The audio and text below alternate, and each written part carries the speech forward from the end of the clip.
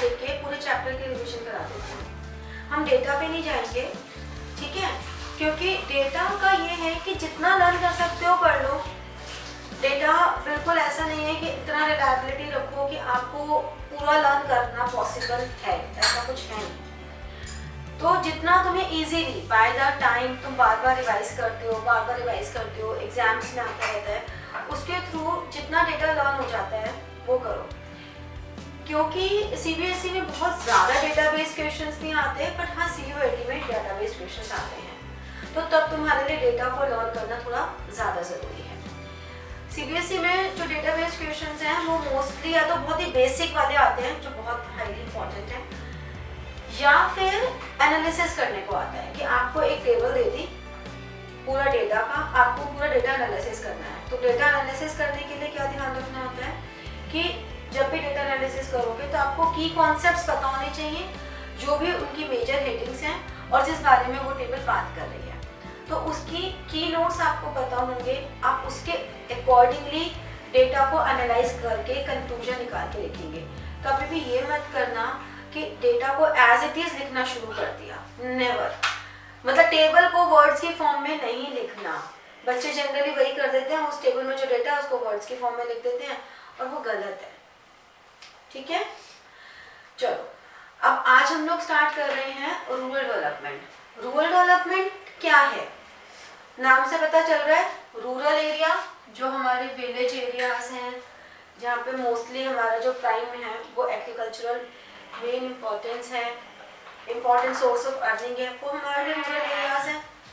Development, development word का मतलब क्या हुआ कि हम इस तरह से डेवलप करें कि वो सेल्फ सफिशिएंट बने और वहाँ से माइग्रेशन कम हो।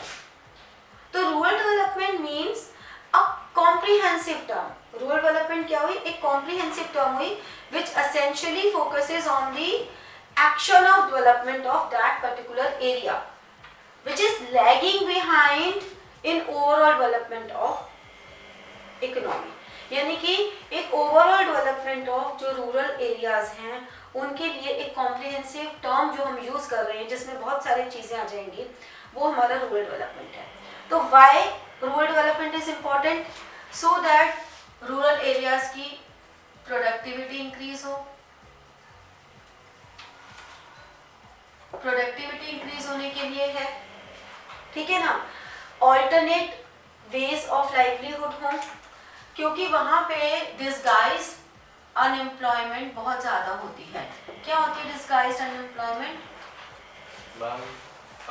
जितने रिक्वायर्ड लोग हैं उससे ज़्यादा लोग जितने लोग रिक्वायर्ड हैं उससे ज़्यादा लोग जब वहाँ काम कर रहे हैं, जिनके उस प्रोडक्टिव एस्पेक्ट्स में कोई रोल नहीं आता, वो हमारी डिस्गाइज्ड अनएम्प्लॉयमेंट है। तो इस तरह की employment opportunities, source of earning, livelihood generate करना, सो दैट डिस्गाइज्ड अनएम्प्लॉयमेंट को रिमूव कर सकें, ठीक है। And promoting education and health facilities, ये हमारे 3 मेजर ऑब्जेक्टिव हैं, हेल्थ एंड एजुकेशन फैसिलिटीज। तो अगर आपसे ऑब्जेक्टिव्स की बात की जाएगी तो ये 3 मेजर ऑब्जेक्टिव्स आपके यहाँ आ जाते हैं, ठीक है। अब बात आती है कि कौन से डिफरेंट की इश्यूज हैं जो रूरल डेवलपमेंट में चाहिए। क्रेडिट सिस्टम, यानी कि जो आपका फाइनेंस है उससे रिलेटेड, तो आपको फाइनेंस चाहिए रूरल डेवलपमेंट में। और क्या चाहिए, प्रॉपर मार्केटिंग फैसिलिटीज चाहिए, क्योंकि प्रॉब्लम क्या होती है कि वो इतना वहाँ पर प्रोडक्शन हो रही है लेकिन उनके पास प्रॉपर मार्केटिंग चैनल नहीं है। तो प्रॉपर मार्केटिंग चैनल नहीं होने से होता क्या है, वो जो फार्मर्स हैं उनका सामान या तो बहुत लो रेट पे बड़े बड़े कॉर्पोरेट्स ले जाते हैं, और या फिर वो लोग खुद आते हैं अगर बेच लें उनको बाहर कहीं, तो उनकी कॉस्ट इतनी ज़्यादा लग जाती है कि उस कॉस्ट की वजह से उनको कुछ भी प्रॉफिट तो होता ही नहीं है, ठीक है। तो उनको एक बिल्कुल ऑर्गेनाइज्ड मार्केटिंग स्ट्रक्चर चाहिए, उनको फाइनेंस के लिए प्रॉपर स्ट्रक्चर चाहिए। फाइनेंस की ज़रूरत क्यों पड़ती है? अगर उनका एग्रीकल्चर लाइवलीहुड है तो फर्टिलाइजर्स, पेस्टिसाइड्स सब तो खरीदेंगे। क्रॉप सोइंग से लेकर जो प्रोडक्शन की सेल होती है उसके बीच का जो टेन्योर है, जिसे हम लोग अपनी अकाउंट्स की भाषा में ऑपरेटिंग साइकिल भी कहते हैं, उनकी भाषा में सोइंग सर्कल कहते हैं। तो उस जेस्टेशन पीरियड नहीं होता ये, जेस्टेशन पीरियड भी कहते हैं। तो हम एग्रीकल्चर की भाषा में जेस्टेशन पीरियड भी बोल देते हैं, सोइंग पीरियड भी बोल देते हैं। तो ये इस पीरियड के लिए जो उन्हें फाइनेंस चाहिए, दूसरा उनके कुछ ट्रेडिशंस होते हैं, उनको तो उसके लिए भी फाइनेंस चाहिए होता है कि वो अपने ट्रेडिशंस को, रिचुअल्स को बहुत अच्छे से कर सकें। दे डू नॉट कॉम्प्रोमाइज कि हाँ अगर हमारे पास पैसा नहीं है तो हम इस रिचुअल को ना करें। तो इस पर्पज़ के लिए उन्हें फाइनेंस चाहिए, ठीक है। तो उस रूरल क्रेडिट को, फिर डाइवर्सिफिकेशन, अगर उन्हें फार्मिंग में डाइवर्सिफिकेशन करना है दूसरे किसी एरिया में, या अपनी फार्मिंग को कमर्शलाइजेशन पे लेकर आना है, तो उस वो हमारे की इश्यूज हैं। तो अभी हम बात कर रहे हैं कि कौन से आपके की इश्यूज हैं जो रूरल डेवलपमेंट में फोकस करने हैं। तो फाइनेंस हो गया, मार्केटिंग हो गया, डाइवर्सिफिकेशन हो गया, और क्या हुआ, कमर्शलाइजेशन हो गया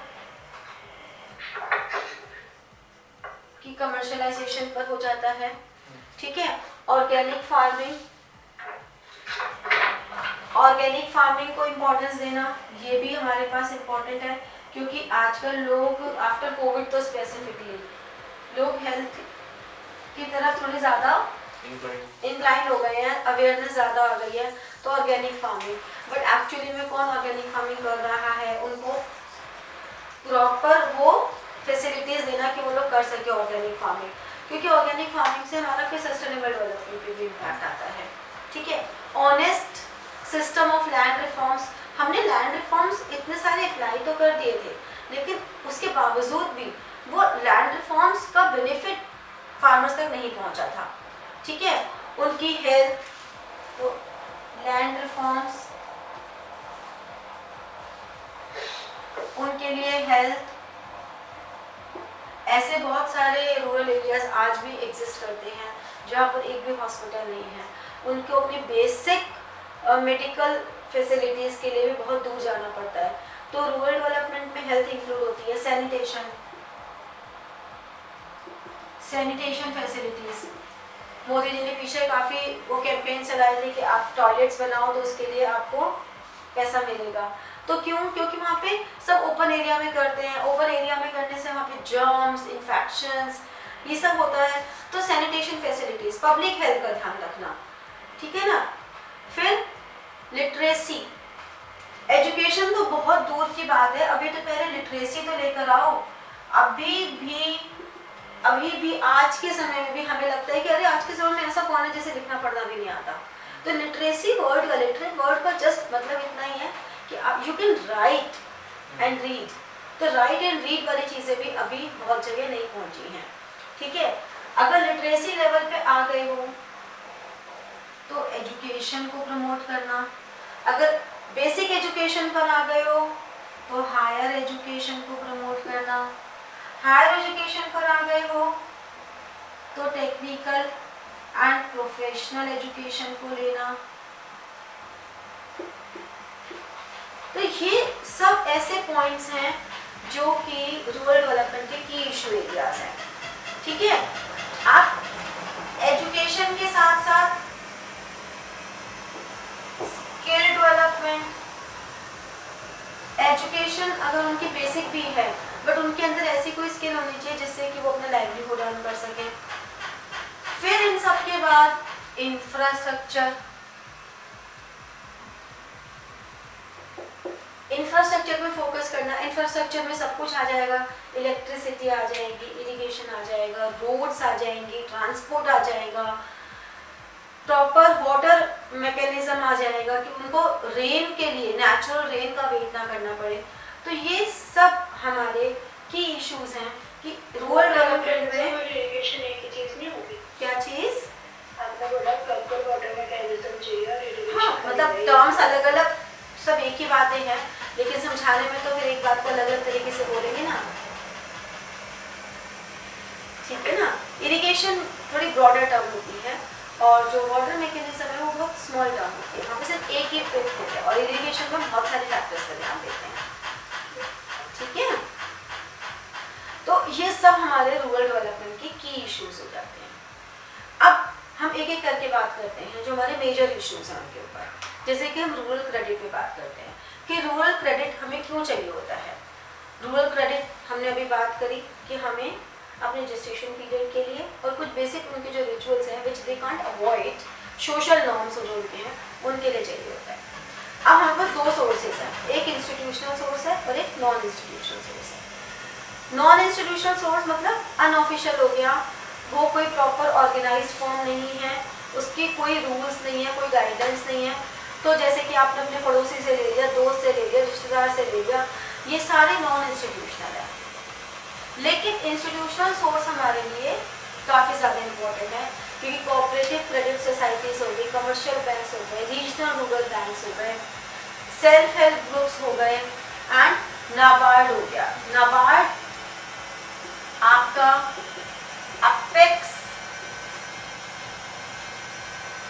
रूरल बैंक है जो कि पूरी रूरल बैंकिंग पे, रूरल क्रेडिट पे गवर्न करता है, उनके लिए गाइडलाइंस देता है, उनको regularly how to work and everything, मतलब पूरा rural credit is governed by NABARD. ऐसा क्यों हुआ? क्योंकि होता क्या था कि कमर्शियल बैंक्स हैं, अब commercial banks are not specialized in rural areas, ठीक है। इसी तरह से कोऑपरेटिव क्रेडिट सोसाइटीज हैं, वो भी ना कास्ट बेस्ड, रीजन बेस्ड रही हैं। रीजनल रूरल बैंक्स में आपके एक रीजन बेस्ड रहे हैं, ठीक है। लेकिन जो नाबार्ड है वो आपका एक स्पेशलाइज्ड बैंक ओपन हो गया, ठीक है।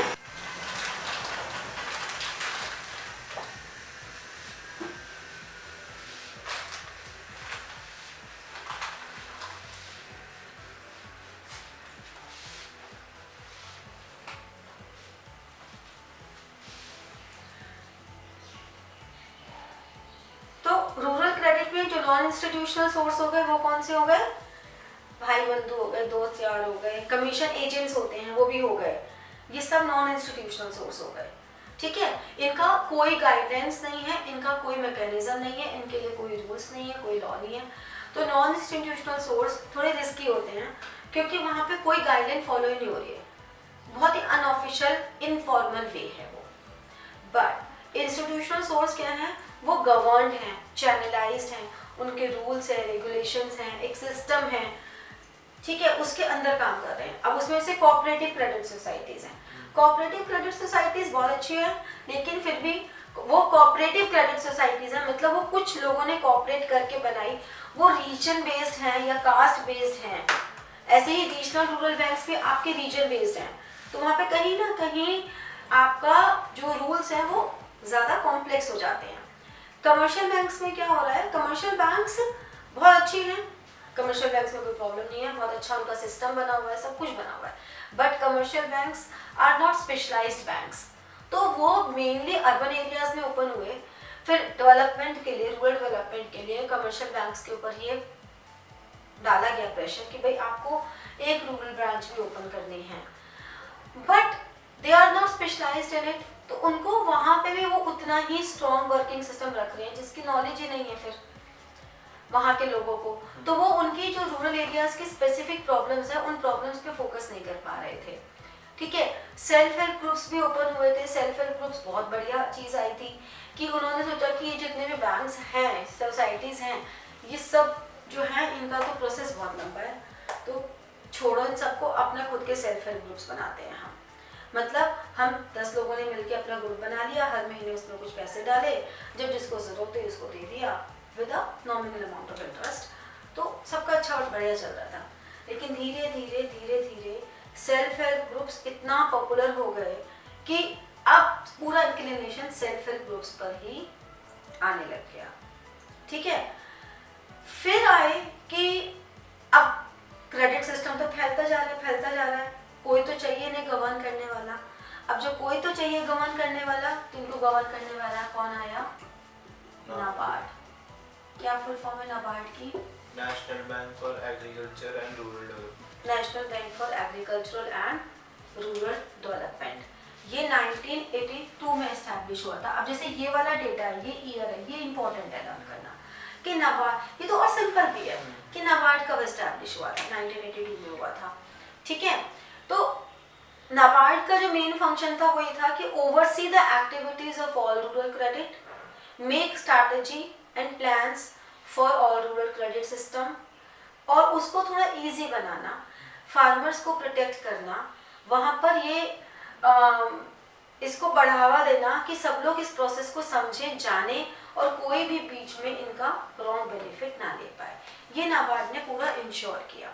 ठीक है, तो नाबार्ड से भी पहले एक बार 1969 में एक मल्टी एजेंसी सिस्टम आया। मल्टी एजेंसी सिस्टम क्या था? Any idea?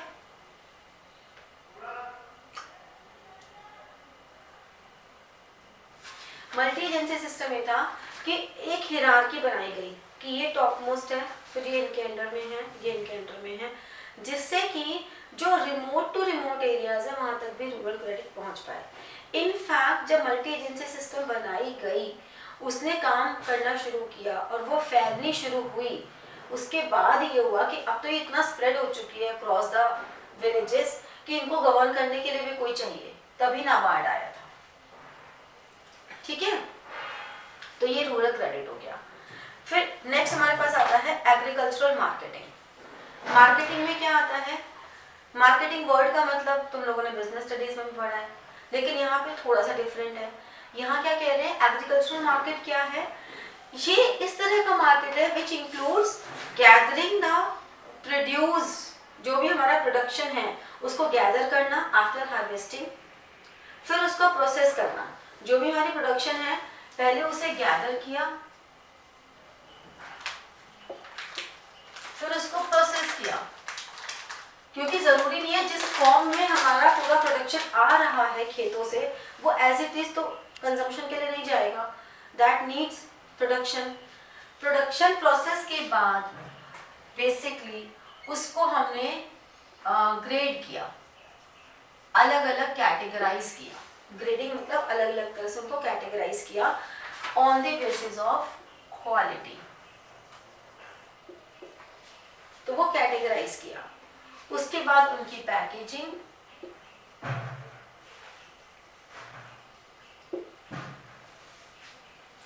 ठीक है, पैकेजिंग के बाद उनको स्टोर करना, क्योंकि जरूरी तो नहीं है कि हम जितनी प्रोडक्शन अभी कर रहे हैं सारा का सारा अभी के भी कंज्यूम कर लेंगे, तो उसको स्टोर करना कि जब कभी भी जरूरत हो तब उसको हम वहां से निकालें, तो वेयर हाउसिंग का काम करना। तो agricultural marketing covers all the services in moving agricultural production from farmers to consumer. ये पूरा एग्रीकल्चरल मार्केटिंग का काम आ जाता है। अब इसमें फायदे तो हुए ही, बेनिफिट्स तो देखो दो साइड्स हमेशा होती हैं। बेनिफिट्स हुए, फार्मर्स को एक प्रॉपर चैनलाइज्ड फॉर्म मिल गई, फार्मर्स का एक्सप्लॉयटेशन थोड़ा कम हो गया, ठीक है। फार्मर्स एजुकेशन पे भी इन्होंने काम किया, खराब नहीं हुई इनकी प्रोडक्शन क्योंकि प्रॉपर वेयर हाउसिंग सिस्टम मिल गया। बेनिफिट्स मिल रहे हैं, बट वही है नुकसान भी है। ये सब होने से इतने लोग इन्वॉल्व हो रहे हैं तो मिडलमैन का इन्वॉल्वमेंट ज़्यादा हो गया। अब मिडलमैन का इन्वॉल्वमेंट ज़्यादा होने से जो एग्रीकल्चरल प्रोडक्ट्स हैं वो कॉस्टली हो गए, क्योंकि हर मिडलमैन अपना अपना प्रॉफिट अर्न करेगा, ठीक है। दूसरा, हमने एग्रीकल्चरल मार्केटिंग कर तो दी, लेकिन फिर भी ये मार्केट्स थोड़ी अनरेगुलेटेड थी। मतलब इन मार्केट्स में कुछ मार्केट्स तो बहुत रेगुलेटेड चल गई, लेकिन कहीं कहीं पर कुछ स्पेसिफिक लोगों ने कंट्रोल कर लिया, तो उससे थोड़ा सा सेंट्रलाइजेशन की प्रॉब्लम आ गई, ठीक है, ऐसा भी हुआ। फिर वेयर हाउसिंग, हमने कह तो दिया कि हम वेयर हाउसिंग करेंगे, लेकिन जिस हिसाब से हमारे यहाँ प्रोडक्शन है उस हिसाब से वेयर हाउसिंग फैसिलिटी नहीं है, तो इनएडिक्वेट वेयर हाउसिंग है, ठीक है। हम कह तो रहे हैं कि हमने रूरल क्रेडिट पे बहुत काम किया, बट फिर भी जो नॉन इंस्टीट्यूशनल फाइनेंस है उसको ख़त्म नहीं कर पाए हो। नॉन इंस्टीट्यूशनल फैक्टर्स अभी भी बहुत प्रोएक्टिव हैं और फार्मर्स उनके पास जाना प्रेफर करते हैं। क्यों कर रहे हैं? क्योंकि आपका जो फॉर्मल सिस्टम है उसमें इतनी फॉर्मेलिटीज़ हैं एक किसान अगर इलिटरेट है तो वहाँ पे भी उसे एक एजेंट की ज़रूरत पड़ेगी, और वो एजेंट फिर क्या कर रहा है, वो एजेंट फिर उनसे कमीशन ले रहा है, उनको बेवकूफ़ बना रहा है, तो ये भी तो प्रॉब्लम हो रही है। उनको इलिटरेट है किसान, उन्हें पता ही नहीं चल रहा कि हमने लोन 50,000 का लिया है, उनको पता ही नहीं चल रहा डिजिट्स में। अब क्या करे, पता लगे जी उसने लोन दिलवा के एप्लीकेशन में 50,000 का लोन करवा के उसके हाथ में 40,000 रुपये पकड़ा है। किसान बेचारा भरेगा 50, उसके हाथ में आए 40। क्यों? क्योंकि वो मिडिल मैन पे बेस्ड है। फाइनेंस जो है इतना नहीं है, ठीक है। हमारे यहाँ हमने कह तो दिया कि हम वेयर हाउसिंग करेंगे, फार्मर्स टू होम करेंगे, लेकिन प्रॉपर ट्रांसपोर्ट, कम्युनिकेशन ये सब नहीं है। ऑल्दो हम ये कम्प्लीटली नहीं कह सकते कि ये सारी प्रॉब्लम्स हैं ही, क्योंकि हर प्रॉब्लम का सोल्यूशन निकालने की तरफ तो ध्यान दिया ही जा रहा है। अब बहुत सारे कुछ कॉर्पोरेट सेक्टर्स ऐसे आ गए हैं जो माना कि थोड़ा कॉस्टली कर रहे हैं, बट स्टिल वो फार्मर्स को हम तक कनेक्ट तो कर ही रहे हैं। बहुत सारी NGOs हैं। अभी मेरी एक स्टूडेंट का ही कल कॉल आया था, तो उसने अपनी NGO एक फॉर्म की है, उसका नाम ही उसका है कि उसका जो मेन ऑब्जेक्टिव है वो ये है कि ऐसे ऑर्गेनिक फार्मर्स जो ऑर्गेनिक फार्मिंग कर रहे हैं, सेल्फ सब्सिस्टेंस के लिए करते हैं वो, और थोड़े एक्स्ट्रा करते हैं, बहुत स्मॉल अमाउंट, तो उनके पास इतना ज़्यादा अमाउंट नहीं होता कि वो बाहर बेचें, लेकिन हाँ फिर भी एक सब्सटेंशियल अमाउंट है कि 50% for self sustenance and 50% for sale. तो उन फार्मर्स को कनेक्ट करना और उनका सामान लेकर जनरल पीपल तक पहुंचाना without any middle man, so that जो प्रॉफिट का मेजर शेयर है वो उन फार्मर्स को मिल सके, क्योंकि वो ऑर्गेनिक फार्मिंग कर रहे हैं and there are so many people who wants organic products. तो उनका ये ऑब्जेक्टिव है अपनी इसका। तो वो यही कह रही थी कि मैम मैंने ये अपना सोचा है कि मैं ये अपना ऑब्जेक्टिव के साथ ही ओपन कर रही हूँ, तो इसको कैसे करेंगे, तो हम उस बारे में प्लान डिस्कस कर रहे थे। तो बात वही है कि कोई भी जो प्रॉब्लम है फाइनेंस की अगर है, तो बहुत सारी, तुम लोगों ने CSR के बारे में पढ़ा होगा, कॉर्पोरेट सोशल रिस्पॉन्सिबिलिटी, तो CSR के तहत बहुत सारी कॉर्पोरेट सेक्टर्स ऐसे हैं जो फार्मर्स एजुकेशन पे, वहाँ पे इंटरनेट लगवा रहे हैं, फार्मर्स को जो थोड़े से भी पढ़े लिखे हैं उनको टैब्स डिस्ट्रीब्यूट कर रहे हैं, जिससे वो पूरा, और उन पे चैनल्स हैं, जैसे एक कृषि विज्ञान करके चैनल, तुम लोगों ने तो सुना ही नहीं होगा, गवर्नमेंट का कृषि विज्ञान करके एक चैनल हुआ करता था, ये तो तब से था जब हम बहुत छोटे छोटे से थे, तो हफ्ते में एक दिन था, पता नहीं कौन सा, उसमें वो टीवी पे दिखाते थे। तो उस जमाने में पूरे गांव में अगर एक टीवी होता था तो सारे किसान वो कृषि विज्ञान देखने इकट्ठे होते थे उस पर्टिकुलर टाइम पर, क्योंकि गवर्नमेंट एजुकेट करने की तरफ ध्यान दे रही थी। और अब तो कॉर्पोरेट सोशल रिस्पॉन्सिबिलिटी की वजह से बहुत सारे ऐसे सेक्टर्स हैं जो ये कर रहे हैं। तो जितने भी हमारे डिफेक्ट्स हैं उनमें से काफ़ी डिफेक्ट्स पे काम हो रहा है, ठीक है। गवर्नमेंट ने अब क्या क्या कोशिश किया, गवर्नमेंट ने भी इस मार्केटिंग सिस्टम को कोशिश तो की है। गवर्नमेंट ने क्या क्या कोशिश की, जैसे कि मैंने भी सारा डिस्कस किया कि मार्केट्स को रेगुलेट किया है। मार्केट्स को रेगुलेट करने में उन्होंने बहुत सारी मार्केट्स हैं जो रेगुलेट हुई हैं अलग अलग स्टेट्स में। क्या क्या नाम है उन अलग अलग स्टेट्स के मार्केट के, बताओ जरा। पढ़े हैं ना बहुत सारे नाम, हम रिवीजन कर रहे हैं ना, पढ़े तो हैं, हम रिवीजन कर रहे हैं ना, मैं फर्स्ट टाइम थोड़ा पढ़ा रही हूँ चैप्टर। क्या नाम है बताओ। इस चीज के नाम आपकी वॉइस ब्रेक करी थी। रेगुलेटेड मार्केट्स के नाम है ना, कुछ रेगुलेटेड मंडी होती है, अपनी मंडी हरियाणा पंजाब में, अपनी मंडी हरियाणा पंजाब में, और बताओ, बता दीजिए। तू भी बता दे।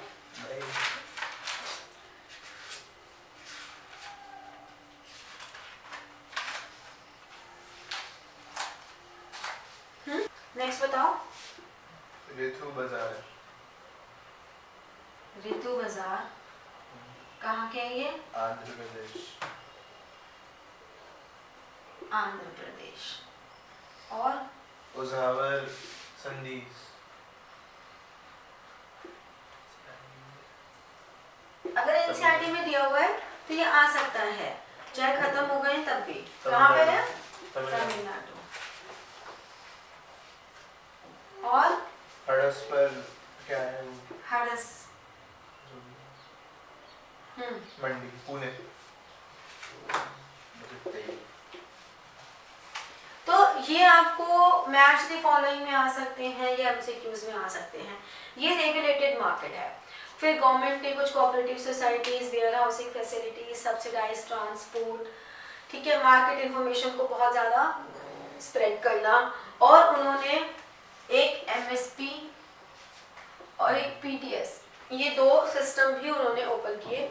MSP is minimum support price. Minimum support price मतलब उन्होंने कहा कि फार्मर्स को मिनिमम इतना प्राइस तो मिलेगा ही मिलेगा, ये this is the minimum price, इससे कम तो आप फार्मर्स को दे ही नहीं सकते। और उन्होंने बफर स्टॉक बनाए। बफर स्टॉक का मतलब क्या हुआ? To maintain stock in case of emergency and when there is no production, even then the goods are available. आज देखो ना, आज तो रहा ही नहीं कि ये फ्रूट समर्स का है, ये फ्रूट विंटर्स का है। भाई आम भी पूरे साल मिल रहे हैं, और तरबूज भी पूरे साल मिल रहे हैं, और अमरूद भी पूरे साल मिल रहे हैं। आप गर्मियों की शादी में जाओगे तो भी आपको तरबूज मिलेगा, और सर्दियों की शादी में जाओगे तो भी तरबूज मिलेगा, ठीक है। तो इसका मतलब क्या हुआ कि बफर स्टॉक हमारे मेंटेन तो हो ही रहे हैं, ठीक है। बफर स्टॉक रखने से सिर्फ अवेलेबिलिटी ही मेंटेन नहीं हो रही है, बफर स्टॉक रखने से हमारा प्राइस इन्फ्लेशन भी कंट्रोल में आता है, क्योंकि बफर स्टॉक रहता है तो अननेसेसरी ज़्यादा प्राइस नहीं होते हैं। फिर एक PDS, public distribution system, PDS आया, यानी कि गवर्नमेंट ने पब्लिक डिस्ट्रीब्यूशन सिस्टम किया कि जितने भी एसेंशियल गुड्स हैं उनको हम खुद डिस्ट्रीब्यूट करेंगे। ओवरऑल गवर्नमेंट फिजिकल स्ट्रक्चर पे भी बहुत ध्यान दे रही है, जो हमारा इंफ्रास्ट्रक्चर डेवलपमेंट है उस पर भी गवर्नमेंट फोकस कर ही रही है। अब ट्रेन्स के थ्रू स्पेशल ट्रेन्स चलती हैं, हमारी रोड्स बहुत अच्छी होती जा रही हैं, रूरल एरियाज में नेटवर्किंग कनेक्शंस आते जा रहे हैं, तो ये सब बेनिफिट्स तो हो ही रहे हैं, ऐसा नहीं है कि कुछ भी नहीं हो रहा है। फिर नेक्स्ट हमारे पास इंपॉर्टेंट थिंग आती है डाइवर्सिफिकेशन। डाइवर्सिफिकेशन का मतलब क्या हुआ? भी तो होते हैं ऑल्टरनेटिव्स, अगर ये चार मेजर है क्या मतलब कि जो मेजर्स होते हैं प्रॉब्लम्स के, उसके तो ऑल्टरनेटिव्स भी तो होते हैं। क्या होते हैं बताओ?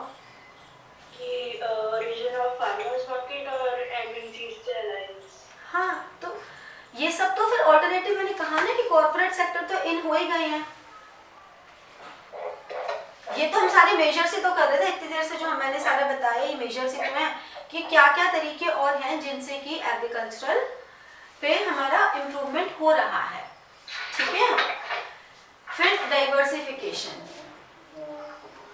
तुम अगर एनसीईआरटी के बाहर से पढ़ोगे ना तो तुमको दिक्कत ये आएगी कि एनसीईआरटी एज इट इज तो कॉपी करके कोई भी ऑथर दे नहीं सकते हैं, ठीक है, वो तो फिर गलत हो जाएगा। अब वो अपना भी ज्ञान उसमें देंगे एक्स्ट्रा ताकि उनकी यूएसपीज भी बने। अब उस चक्कर में जो मेन कंटेंट है जो एनसीईआरटी का है वो खत्म हो जाता है।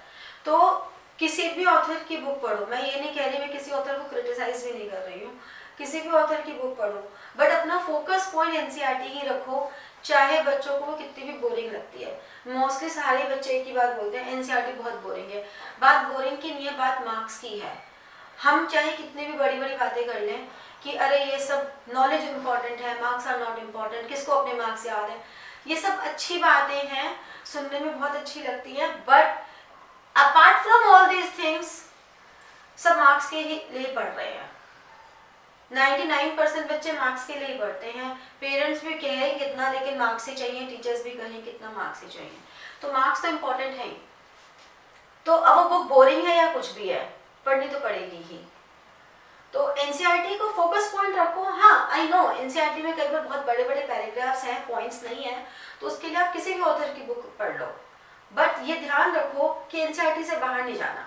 डेटा सही है, डेटा गलत है, डजंट मैटर, एनसीईआरटी में है ना, क्योंकि किसी भी ऑथर की बुक आपको वैलिडिटी नहीं देगी जब कभी भी किसी आंसर में, इवन किसी कॉम्पिटिटिव एग्जाम्स भी जो होते हैं, जो लेक्चरशिप के लिए नेट का एग्जाम होता है, चाहे कोई भी गवर्नमेंट जॉब्स के लिए कॉम्पिटिटिव एग्जाम्स होता है, तो जब भी किसी एग्जाम में किसी पर्टिकुलर क्वेश्चन पे डिस्प्यूट्स आते हैं तो उनको ऑथेंटिकेट करने के लिए एनसीईआरटी, क्योंकि ये गवर्नमेंट पब्लिकेशन है, उसी को फोकस रखा जाता है। किसी भी प्राइवेट ऑथर की बुक को रिलायबल नहीं माना जाता, ठीक है। तो इसलिए बिल्कुल भी ऐसे मत करो कि एनसीईआरटी को दरकिनार कर दो, उसको तो रखनी ही है। अब आती है नेक्स्ट डाइवर्सिफिकेशन।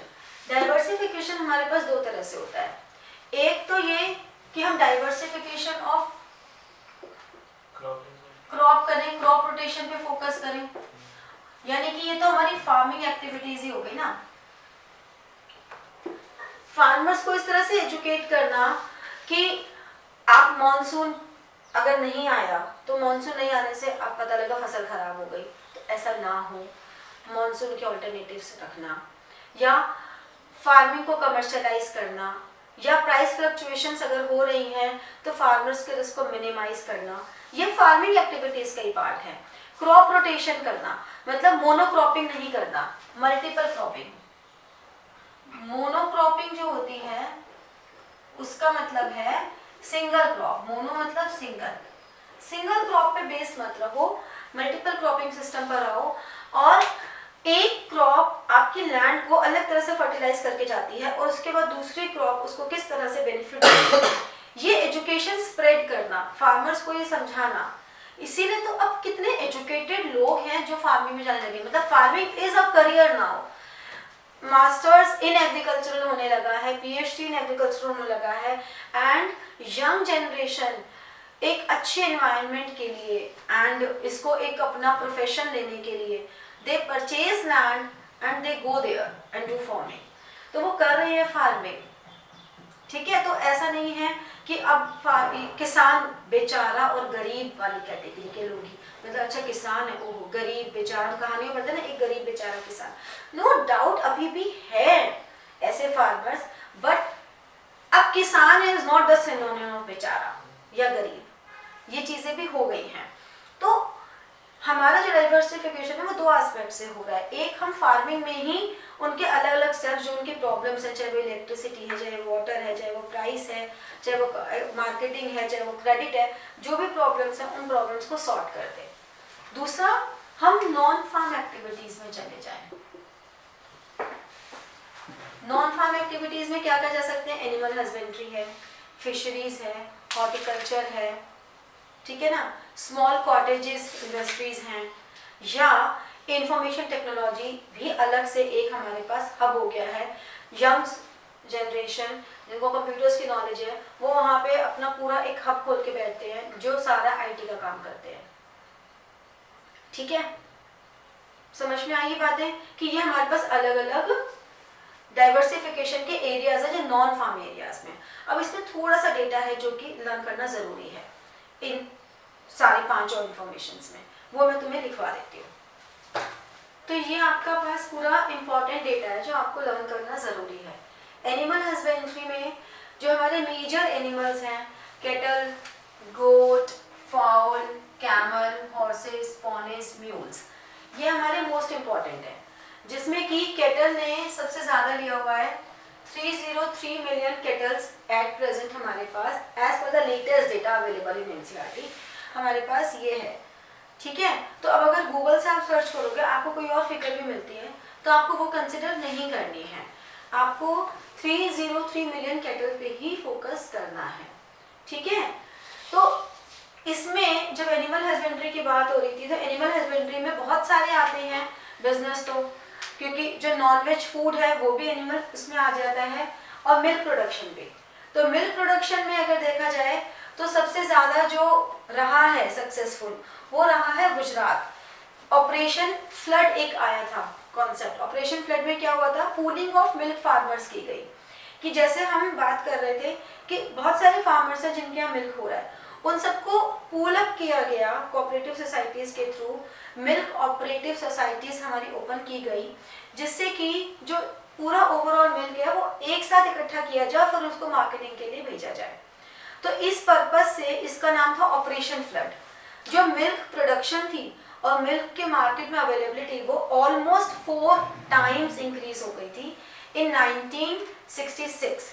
तो ऑपरेशन फ्लड हमारा आया था 1966 में, ठीक है। तो ऑपरेशन फ्लड इसी से रिलेट कर रहा है और इसमें गुजरात हमारा टॉप मोस्ट रहा था स्टेट।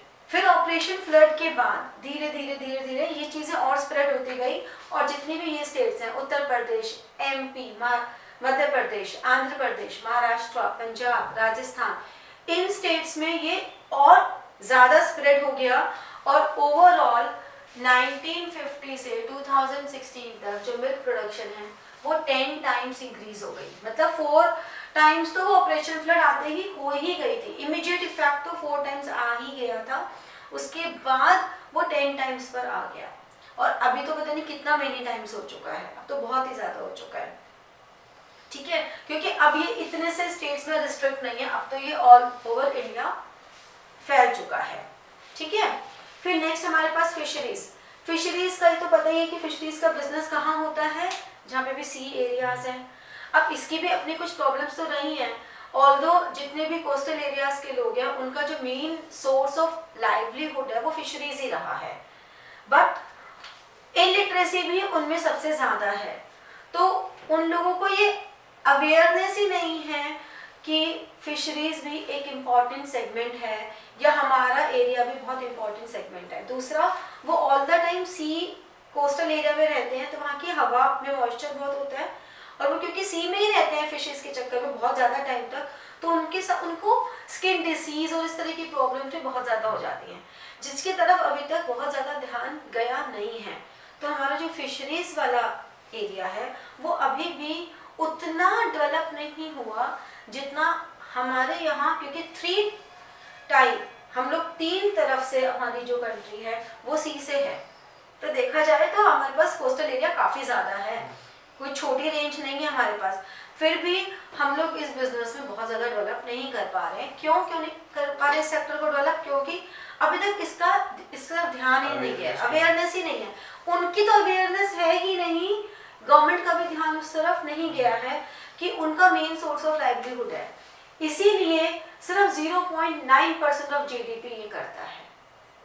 ठीक है, टोटल जीडीपी में सिर्फ 0.9%, जबकि ये हमारा बहुत बहुत ज़्यादा डेटा हो सकता है, बट वो नहीं है।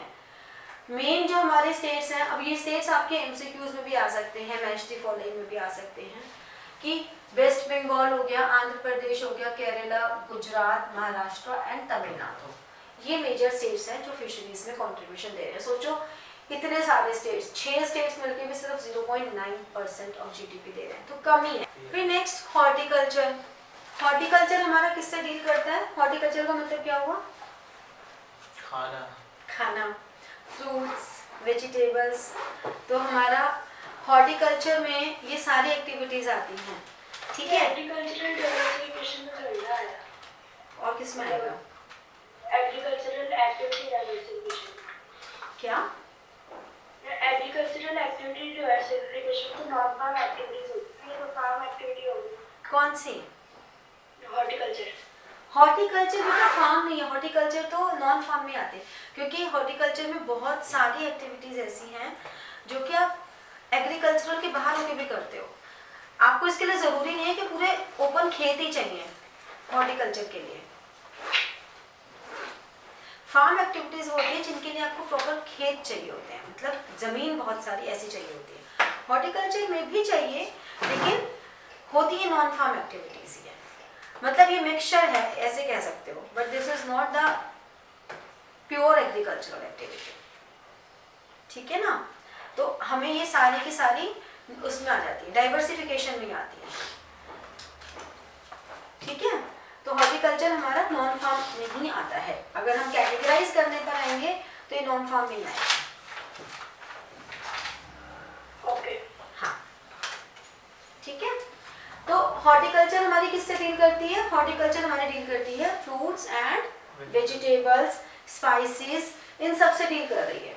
ठीक है ना, फ्लावर से डील कर रही है, तो फ्लावर्स भी इसी में आ रहा है बेसिकली, फ्रूट्स भी इसी में आ रहे हैं, सब इसी में आ रहा है। तो हमारा टोटल जो एग्रीकल्चरल आउटपुट है, अब हम कर रहे हैं इसको एग्रीकल्चरल आउटपुट्स पे रहे कि इसका 1/3 जो है वो हॉर्टिकल्चर से आ रहा है। तो ये है नॉन फार्म एक्टिविटी। ठीक है, अगर आपसे बोला जाए कि नॉन फार्म एक्टिविटीज में डाइवर्सिफिकेशन, तो उसमें हॉर्टिकल्चर आएगा, लेकिन इसमें क्योंकि हम एग्रीकल्चरल को यूज़ तो कर ही रहे हैं, इसीलिए हम कंपैरिजन में ये बोलते हैं कि 1/3 ऑफ एग्रीकल्चरल आउटपुट हमारा हॉर्टिकल्चर से जा रहा है। तो फार्म और नॉन फार्म एक्टिविटीज़ में क्या फ़र्क है? फार्म मतलब जिसके लिए प्रॉपर फार्म चाहिए, और नॉन फार्म एक्टिविटीज जिसके लिए प्रॉपर फार्म की भी ज़रूरत नहीं है। अगर आपके पास प्रॉपर फार्म नहीं भी है तो आप बैकयार्ड में भी कर सकते हो। तो हॉर्टिकल्चर हम बैकयार्ड में भी कर सकते हैं। Horticulture is not restricted towards one framed area, ठीक है। जैसे कि अगर हम हनी प्रोडक्शन की बात करें तो हनी प्रोडक्शन तो पूरे विलेज में हो रहा है।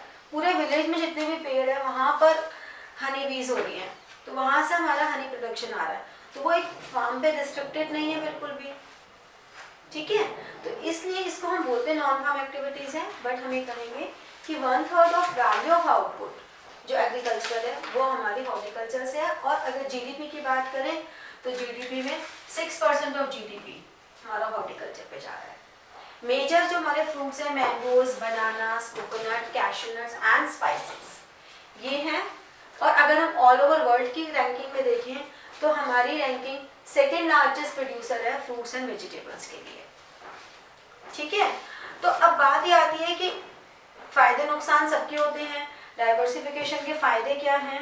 एक डिफरेंट लेवल ऑफ लाइवलीहुड मिल रहा है, ठीक है। डिसगाइज्ड अनएम्प्लॉयमेंट हट रही है।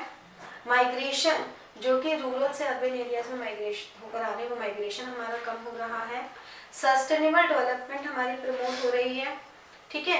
एग्रीकल्चरल सेक्टर में अब रिस्क कम हो गया क्योंकि हम एग्रीकल्चरल सेक्टर पे फोकस कर पा रहे हैं, जो लोग भी काम कर रहे हैं। इकोलॉजिकल बैलेंस हो रहा है, ये सब बेनिफिट्स हैं। अब अगर हम नुकसान की बात करेंगे तो नुकसान में घूम फिर के वही सब कॉमन आ जाते हैं कि अभी भी प्रॉपर अवेयरनेस नहीं है, एजुकेशन नहीं है, फाइनेंस नहीं है, तो प्रॉपर उनके लिए फैसिलिटीज़ नहीं है अगर वो ये सब कुछ करना भी चाहें तो ये सारे नुकसान में आ जाता है, ठीक है। फिर जब हम रूरल डेवलपमेंट की बात करते हैं तो ऑर्गेनिक फार्मिंग एक बहुत ही मेजर टॉपिक अब आ जाता है। एंड ऑर्गेनिक फार्मिंग तो आफ्टर कोविड एक ऐसी चीज़ हो चुकी है जो कहीं पे भी हर कोई अपने घर में करने लग गया है। तो ऑर्गेनिक फार्मिंग किस तरह की फार्मिंग है? That maintains and enhances and restore the ecological balance. तो ये एग्रीकल्चरल सेक्टर को तो प्रमोट कर ही रही है, सस्टेनेबल डेवलपमेंट को भी प्रमोट कर रही है। ऑर्गेनिक फार्मिंग में हम क्या बात कर रहे हैं कि जहाँ पे फर्टिलाइजर्स जो हमारे केमिकल्स हैं, हम केमिकल्स बहुत कम यूज़ कर रहे हैं। हमारे जो भी फर्टिलाइजर्स हैं वो नेचुरल फर्टिलाइजर्स हैं, ठीक है ना, हम उनको यूज़ कर रहे हैं। तो बेनिफिट क्या हो रहा है? बेनिफिट एक तरफ हमें कहते हैं ये बेनिफिट है कि दिस इज इनएक्सपेंसिव, मतलब सस्ती है, लेकिन यहीं पर इसकी लिमिटेशन में भी आ जाता है कि एक्सपेंसिव भी है। कैसे? जब कोई ऑर्गेनिक फार्मिंग खुद से करने के लिए पूरा सिस्टम बनाने लग जाता है तो उसके लिए शायद ये महंगी पड़ जाए, लेकिन अगर एक विलेज एरिया की बात करें तो उनके लिए सस्ती है क्योंकि आपको कुछ परचेज नहीं करना पड़ रहा, आपकी जो सराउंडिंग है वहीं से चीज़ें आ रही है। बट हम अपने घर में अगर बैकयार्ड में करने चाहेंगे अर्बन एरियाज में ऑर्गेनिक फार्मिंग तो हमारे लिए महंगी है क्योंकि हम यहाँ से महंगे वो पौधे खरीद रहे हैं, हमारे यहाँ का इन्वायरमेंट नहीं है वैसा, तो हमें केमिकल्स नहीं भी यूज़ करने पड़ रहे तो भी उसके लिए हमें काफ़ी मेहनत करनी पड़ रही है कि हम पूरा अपने किचन गार्डन बनाएं, किचन में जो वेस्ट है उससे हम खाद बना रहे हैं, ये सब कुछ कर रहे हैं। तो this is a time consuming process. तो एक ही पॉइंट, एक तरफ बेनिफिट हो सकता है, एक तरफ नुकसान हो सकता है। हाँ, ये एडिशनल सोर्स ऑफ इनकम है, ज़्यादा हेल्दी और ज़्यादा टेस्टी होता है। अनएम्प्लॉयमेंट की प्रॉब्लम काफ़ी हद तक सॉल्व कर रहे हैं क्योंकि अभी पीछे ही मैं एक कोई इंटरव्यू पढ़ रही थी, उसमें उन लोगों ने हस्बैंड वाइफ ने कोविड में स्टार्ट किया था और उन्होंने इंडोर फार्मिंग स्टार्ट की, इस तरह की फार्मिंग जो कि इंडोर हो सकती है, तो वो उन्होंने स्टार्ट किया और वो उन्होंने अपने घर में ही सारे एक रूम में उन्होंने सब कुछ पूरा बनाया और उससे वो लोग बहुत अर्निंग कर रहे हैं विदाउट केमिकल्स। तो ऐसे भी होता है। तो अनएम्प्लॉयमेंट की प्रॉब्लम, एनवायरनमेंट फ्रेंडली तो है ही अगर आप केमिकल यूज़ नहीं कर रहे। नुकसान ये है ही कि अभी अवेयरनेस नहीं है, फिर इनकी शेल्फ लाइफ थोड़ी कम होती है क्योंकि आप केमिकल्स के थ्रू ना शेल्फ लाइफ बढ़ा देते हो थोड़ी सी, लेकिन इनकी शेल्फ लाइफ थोड़ी कम है। और ये क्योंकि नेचुरल है तो ये सीजन पे और नेचुरल थिंग्स पे इम्पॉर्टेंट है। अगर वो नेचुरल थिंग्स एंड वो सीजन नहीं है तो आप वो फार्मिंग नहीं कर सकते हो। ठीक है। तो ऑर्गेनिक फार्मिंग पूरी तरह से लेबर इंटेंसिव पर बेस्ड है, इसमें हम ज़्यादा कैपिटल इंटेंसिव नहीं यूज़ कर सकते। तो इस तरह से ये पूरा का पूरा हमारा रूरल डेवलपमेंट का टॉपिक खत्म हो गया। ठीक है, चलो धन्यवाद। Like, share and press the bell button for getting the notification.